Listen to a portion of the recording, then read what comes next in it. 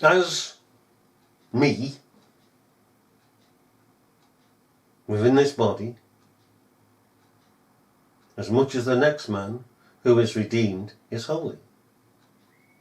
There are no levels of holiness. We're redeemed by a holy God, by a holy redemption, by a holy spirit, by a holy word, by holy conviction, to holy conversion. We stand in a holy city. We are holy. And of course within that, separated. Holy, separated, sanctified. And you got these wombles going around, going, oh, well, you know, you made your decision for Christ, now you've got to be holy. It's all right. Well, it's clear from what you're saying that you are unjustified. That you're not justified, you're not redeemed. By thy words thou shalt be justified, and by thy words thou shalt be condemned. You're condemning yourself. Let me just get something straight here. Okay, let us try and get this mindset of what is straight. If a person declares themselves to be what they declare themselves to be, then we say to them, you are declaring yourself to be what you're declaring yourself to be. In other words, if somebody says something, say like the Arminian comes along and says, made my decision for Christ. Oh yeah. They're telling us that they're not saved. They've just made a decision. So what do we say to them? If they're pushing this, that is. You have just told me. I'm not telling you. But you've just told me you're not saved, that you're just a nominal Christian. That's what you've told me. Okay? Because what they do is, if you say to them, well, you're not saved. Oh, you're just saying that. You see? We've got to be harmless as doves and subtle as serpents. We've got to think about this. Okay? So we have to listen. Be prepared to listen and to use their words and to confront them with their words. Now, this is a different way of thinking. Be ye transformed by the renewing of your mind. So that our mindset is not of the world, but is of the upper world. Okay. A fellow once said to me, why are you taking me to court? And I said to him, I'm not taking you to court. And he just stood there. He said, you're taking me to court? No, I'm not taking you to court. You are taking yourself to court by what you did. So don't blame me. I'm not taking you to court. You are taking yourself to court, and I'm the instrument that's put forth the papers to court. See, what the world does is to say, you're to blame. You're to blame, you're to blame, you're to blame. I'm not to blame. You're to blame, you're to blame. I'm not in the wrong, you're in the wrong.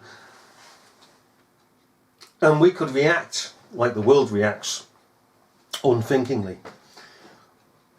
But we shouldn't. We should listen to them. We should listen to the words, knowing that they're turning the tables, and turn the tables back. You see? And confront them with their own words. You've just said that. You've just testified that you are wrong. I'm not saying it. You can't blame me. It's yourself. And of course, when that way is taken against them, they walk off. They walk off. Now then, lastly,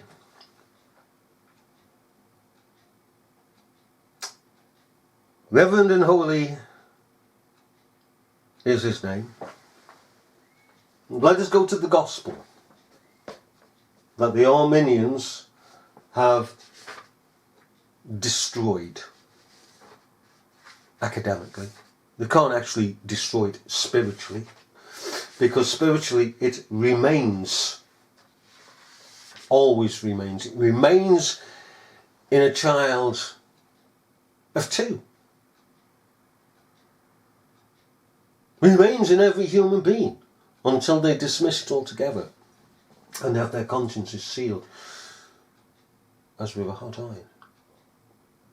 It is in every human being, the gospel of reverence towards God. Reverend and holy is his name. Everybody knows that. Everybody is born in this world with that in their consciences. Okay, because it was preached in the midst of heaven, where the conscience lies, and preached in Adam, because he's the father and federal head of all mankind. In Revelation chapter 14, 6 and 7, and I saw another angel fly in the midst of heaven, having the everlasting gospel to preach unto them that dwell on the earth. The Arminian says, to them that dwell on the earth. Yes, to them that dwell on the earth. They were all in Adam. All the saints of God are in the second Adam, and are flowing forth from the second Adam as of a vine, biologically, into this world. So everybody is in Adam, has to come out of Adam, does come out of Adam, to preach unto them that dwell on the earth. Okay, they dwell on the earth. They don't dwell with their thoughts in heaven, they dwell upon the earth, the earthly things, the things of time and sense. Because they're dead in trespasses and sins, they're not alive unto God, they're alive to this world, in the sense that they are living in this world and make normal, notional decisions in this world, within the spirit of this world, not above. They can't, they're dead in trespasses and sins. And to every nation and kindred and tongue and people. Okay? So it goes out universally. The gospel has gone out through Adam universally. Verse 7. Saying with a loud voice, fear God and give glory to him, for the hour of his judgment is come, and worship him that hath made, pardon me, worship him that has made heaven and earth and the sea and the fountains of the waters.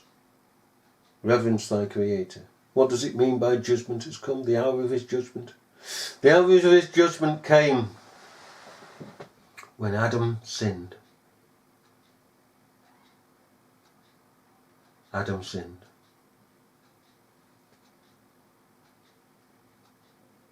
He brought Adam and Eve to his judgment seat. He went and pursued, Jehovah went and pursued Adam and Eve and brought them before his judgment seat and judged them there and pronounced the judgment. And that judgment should prevail upon all the human race. That race that is one, that this world divides up into and makes bad law in order to enforce the fact that it is broken up, divided the human race.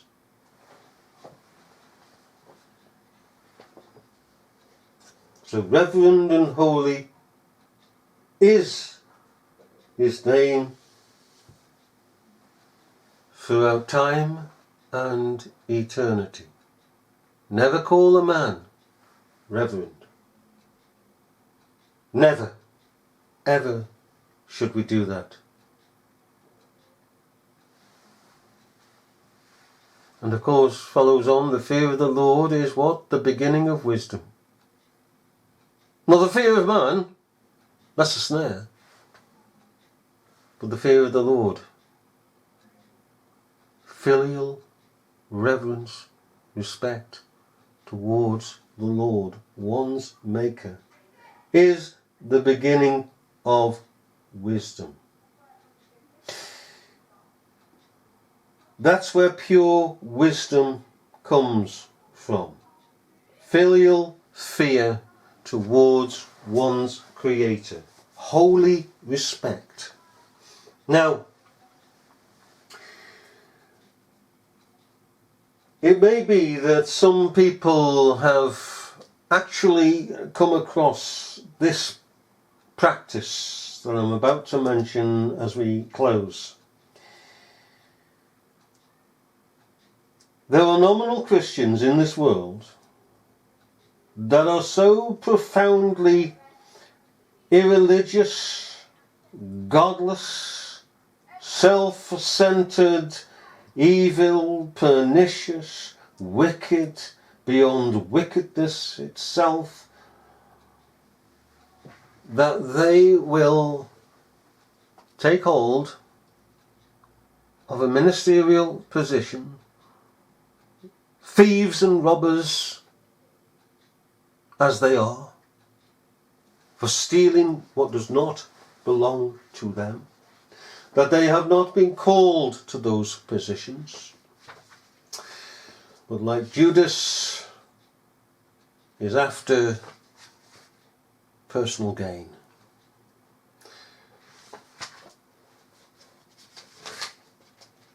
John chapter 10 verse 1 speaks of these persons as vagabonds. So if you think for one moment we're always going on about ministers, the corruption of ministers, I suggest you read the book of Isaiah and of Ezekiel for starters. That's just for starters. And you heed the words of Christ, okay? Because he's always having to deal with those whom the people trusted. And he was showing the people, don't trust them. The Pharisees and the Sadducees and all the rest of the vagabonds. Verily I say unto you, he that entereth not by the door into the sheepfold, but climbeth up some other way, is the same as a thief and a robber. Thief and a robber. There were those not satisfied just with the dog collar. Woof woof. Dogs barking out the side of the city of justification. But they will go to what's known as diploma mills for a doctorate, so they can hang it up and say, this is Dr. Smith. Oh, hello, doctor. Yes, I am. See my phylactery? Swaggering about. Are they going to swagger around in heaven if they were redeemed? All right, just say they were redeemed. Are they going to swagger around? Yeah, look at me. Aren't I good? It's like Ian Paisley once said of himself, that he will have the chief seat in heaven. This is what nominal Christians say. They don't believe it. They don't believe it because they haven't got redemption. They know they haven't got redemption. They completely know that they haven't got redemption.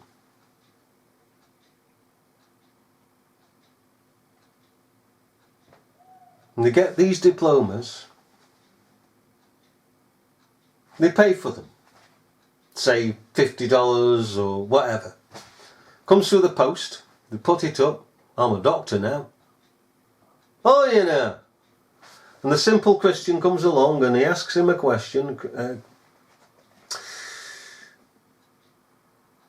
of the scriptures, and they haven't a clue. But the young person may have asked this minister, knowing that the minister hasn't a clue. And then the young lad saying to the minister, this is the interpretation. And the minister just walk off in disgust. The most wicked thing about all this is not only that it is deceit, deception, lies, the vileness of the devil in this practice.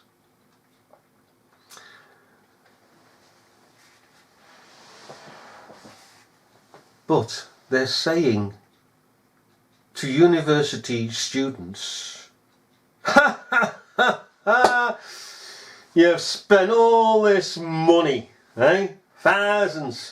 Got yourself into debt, you've struggled all these nights and days, gone to these lectures and you've bought the books and you've studied the books and you've put your shoulder to the wheel and you've persevered and some of you have fallen by the wayside, but those who have persevered have managed to get their doctorate. You know what I did? I got on the internet and I got this diploma mail. I paid some money. That's what they're doing.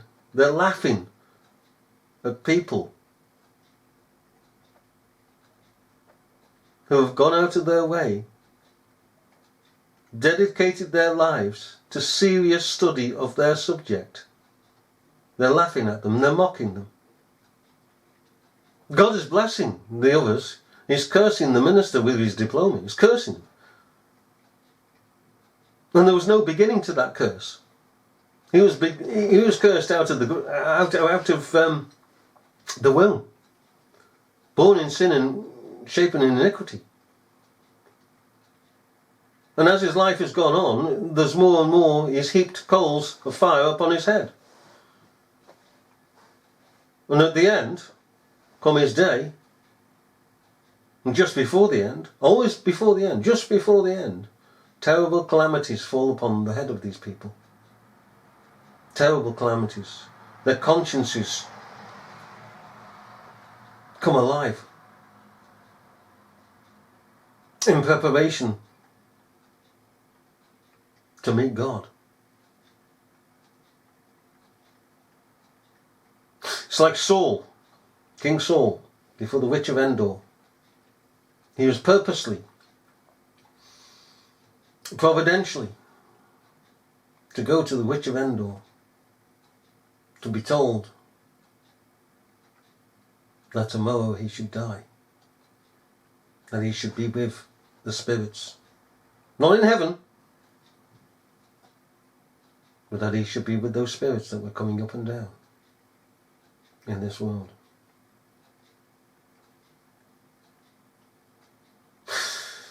When let's go back one. Judas was told, his conscience was opened before he met God in the final judgment of the judgments that have gone before. His conscience was opened. And he was out of control. He could not control himself.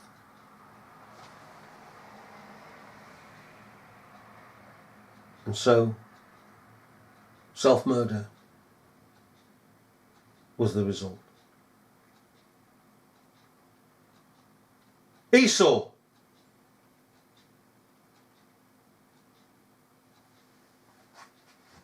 That's another case.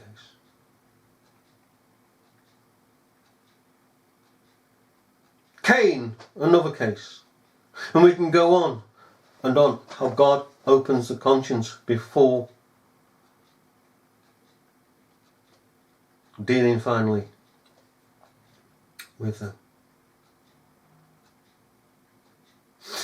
It's a laying out of evidence, if you like. Partly the evidence. Just before they come to the judge of the whole earth. And it must be a terrifying thing. It was with them. You know, when Israel was surrounded by the forces of darkness, headed up by heaven.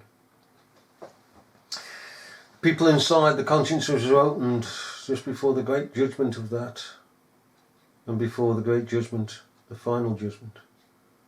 They wished for the rocks and the mountains to fall upon them, to hide them.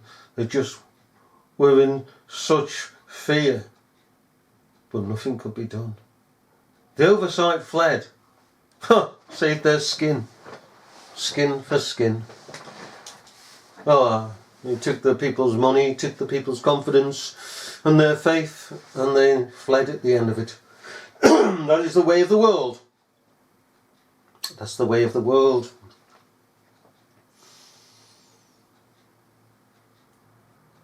No, it's just the way it is. It's just the way it is. We have to be very, very careful. Very, very careful. With this world. Not to join in with this world where the world is corrupt. We are of a different world. We do not respect persons who call themselves reverend. We rather rebuke them for stealing the title of Jehovah. Who gave them the right? Who gave these blackguards the right? Would we do it as Christians? No, we wouldn't. Because it is instilled within us, within what we are. But only reverend and holy